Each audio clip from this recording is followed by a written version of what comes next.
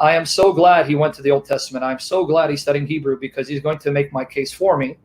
He's going to end up proving that the Hebrew language does not prove that God is a singular person, because you heard the assertion that the singular verb bara in Genesis 1:1 means a singular person. No, it doesn't. It means a singular God, because I'm going to demonstrate from the scriptures, the Old Testament being the foundation, because that's what I do. I try to prove the triunity of God from the Old Testament, because the Old Testament is the foundation of the New Testament. And this silences not just modalists, but Jehovah's Witnesses and Muslims, who all think the Old Testament supports their position.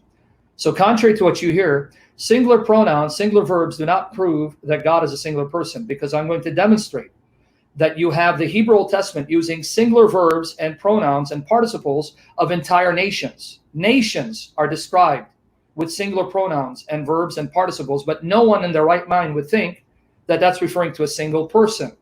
So just because singular verbs, pronouns are used of God doesn't mean he's a singular person. Notice he assumed that when he said singular creator, singular person. No, the creator is one, but he's not one person, because on top of that, you will find, and he's going to help me confirm this, especially when we go to Isaiah, specifically Isaiah 54:5, where you'll find plural participles used of God, plural verbs used of God, plural pronouns used of God. So for a Trinitarian, it poses no problem that singular verbs, pronouns are used of God. We would expect that, because God is one.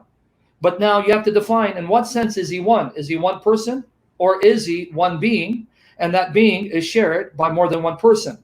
But the problem for the modalist, as well as the Muslim and Jehovah's Witness, is that if their position is true, you should not expect to find plural pronouns, verbs, participles used of God if it's a singular person. So again, let me repeat the point.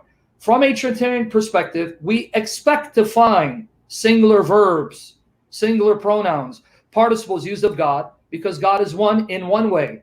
But we should not expect to find plural verbs, plural participles, plural pronouns used for a singular person. And I'm going to challenge him on grammatical grounds to show me when in the Old Testament does it ever use plural participles for a singular person. It's used for collective singulars, where you have several persons or a nation grouped together as a collective whole. So singular pronouns will be used them and verbs, as well as the plural,